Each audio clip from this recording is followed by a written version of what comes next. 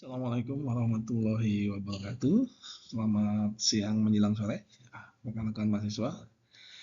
Kita bertemu lagi di pertemuan ke-8, pertemuan setelah ujian tengah semester ya. Di mana pertemuan ke-8 ini kita akan membahas terkait dengan hukum Newton, fondasi mekanika dan cetak biru dari pergerakan sebuah sistem.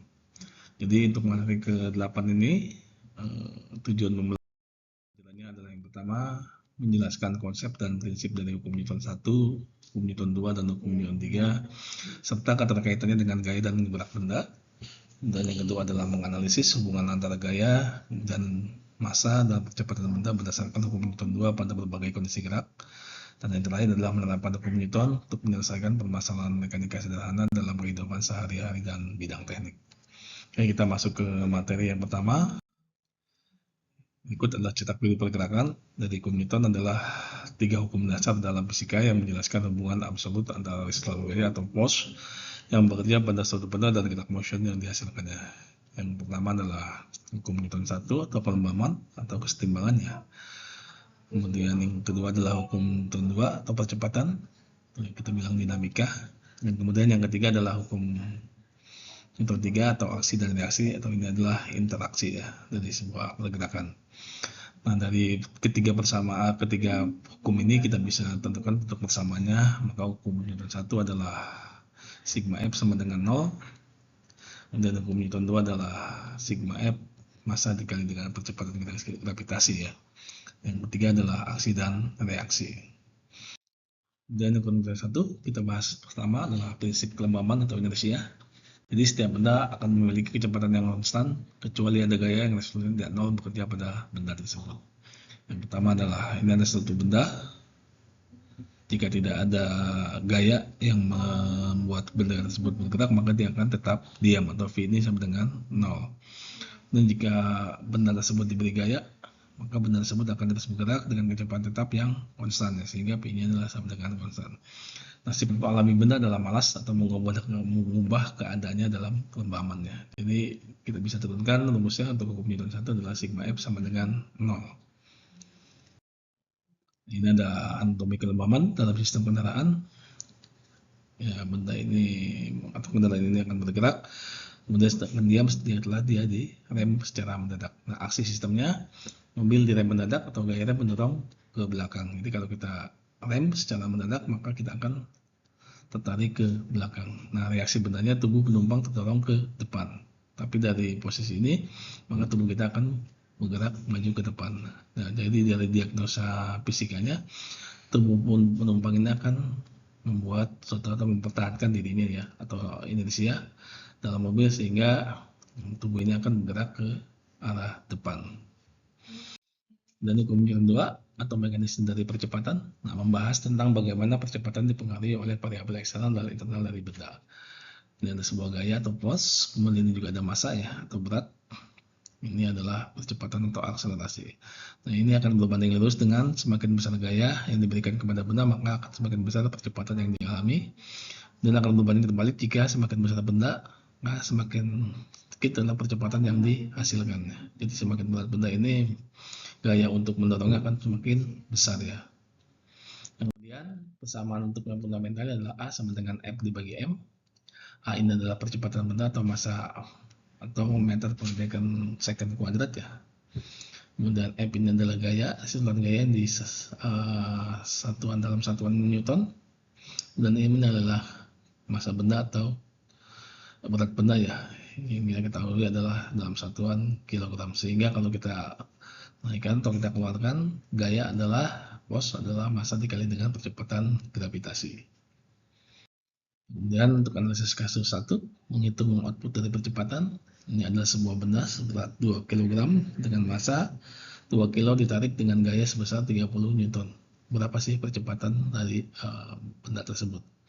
Yang diketahui data input, massa adalah 2 kg, kemudian force-nya 30 Newton, target yang ditanya adalah A-nya atau percepatannya. Sehingga kalau kita jawab maka A sama dengan F dibagi M, maka F-nya adalah 30 Newton, A-nya adalah 2, sehingga hasil akhirnya adalah 15 meter per second kuadrat. Kemudian ada analisis kasus 2, dan juga sebuah benda dengan massa 3 kg ditarik dengan gaya N dan percepatannya adalah 25 meter per second kuadrat. Sehingga kalau kita keluarkan F-nya adalah sama dengan M dikali A. Sehingga 3 dikali dengan 25 menghasilkan angka 75 Newton ya. 75 kg meter per second kuadrat, atau kita dalam satuan Newton kalau kita konversi ke Newton. Ini ada hukum 3. Hukum Newton ketiga adalah dinamika aksi dan reaksi.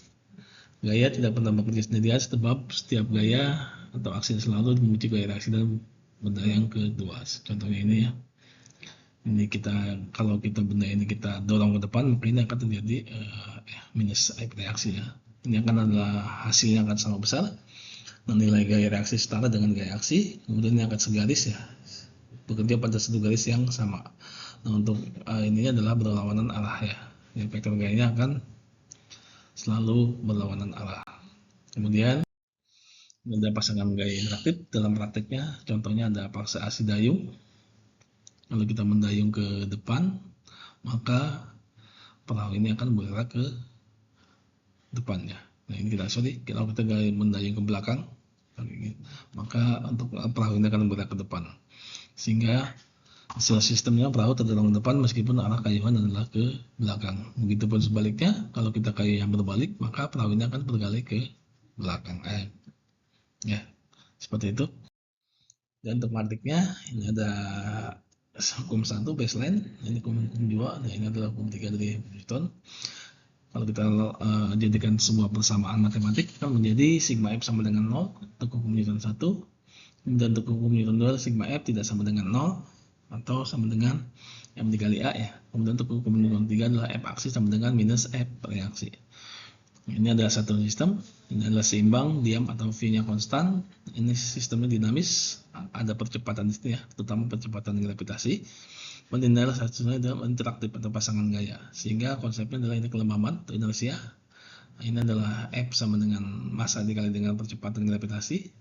Ini adalah untuk yang ketiga adalah fokus konsepnya adalah kesetaraan. Ini sama dengan ya, ada aksi dan ada reaksi. Dan untuk esensinya, hukum Newton bagi esensinya biasanya digunakan dalam sebuah perancangan desain struktur atau statika ya. Ini menggunakan hukum 1 dan 3 untuk memastikan reservoir bebas jembatan atau gedung berada pada angka 0, sigma F sama dengan 0, agar si struktur ini tidak runtuh. Ini biasa digunakan pada perancangan struktur ya. Contohnya ada jembatan trasis. Kita juga biasa gunakan pada jembatan-jembatan yang lain juga ya. Atau juga mungkin teman-teman yang di pabrik suka melihat ada yang namanya Cremona ya, untuk sebagai support dari ducting. Kemudian juga kalau kita menyusun sebuah jembatan layang, itu bisa juga menggunakan hukum Newton 1 dan 3. Atau yang lain mungkin ada pembuatan tower atau sirkuit ya. Ada juga yang papan iklan di jalanan, itu harus menggunakan hukum Newton 1 dan hukum Newton 3. Dan hukum Newton 2 biasanya digunakan pada dinamika mesin atau mekanika. Ini biasanya untuk menghitung output tenaga yang dibutuhkan mesin demi mencapai percepatan kendaraan atau sistem konveyor ditarikkan. Jadi kalau ini biasanya kita gunakan di hukum Newton 2 untuk proses-proses yang benda bergerak. Nah, kalau untuk analisis keselamatan, maka biasanya kita akan menggunakan hukum Newton ke-3.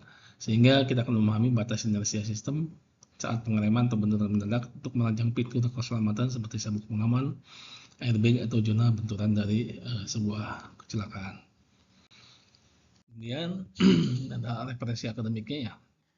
Kalian bisa baca-baca di bukunya Abdullah, Fisika Dasar 1, terbitan dari Institut Teknologi Bandung.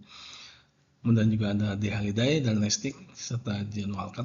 Ini Fisika Dasar terbitan Erlangga ya. Ini biasanya kita gunakan untuk referensi untuk mata kuliah fisika terutama pada hukum Newton di pertemuan ke-8 ini. Oke, kemudian itu dari tersebut nanti kita akan coba simulasikan beberapa pertanyaan atau beberapa soal-soal yang akan bisa kita bahas di pertemuan-pertemuan berikutnya ya. Ini kalau memang rekan-rekan memang nanti terutama dari rekan-rekan teknik mesin ya dan teknik industri nanti mungkin akan merancang beberapa komponen mekaniknya. Nah, ini biasanya banyak sekali kita akan gunakan dari ketiga hukum Newton tersebut pada proses perhitungannya, sehingga kalian bisa mendapatkan sebuah komponen yang bagus, kuat, dan safety atau aman untuk digunakan atau dipakai. Jadi hukum Newton ini biasanya banyak diaplikasikan pada perhitungan-perhitungan matematik pada saat proses perancangan dari suatu komponen mesin. Baik, mungkin dari saya itu aja untuk pertemuan ke-8 kali ini. Kita bertemu lagi di pertemuan berikutnya. Terima kasih. Assalamualaikum warahmatullahi wabarakatuh.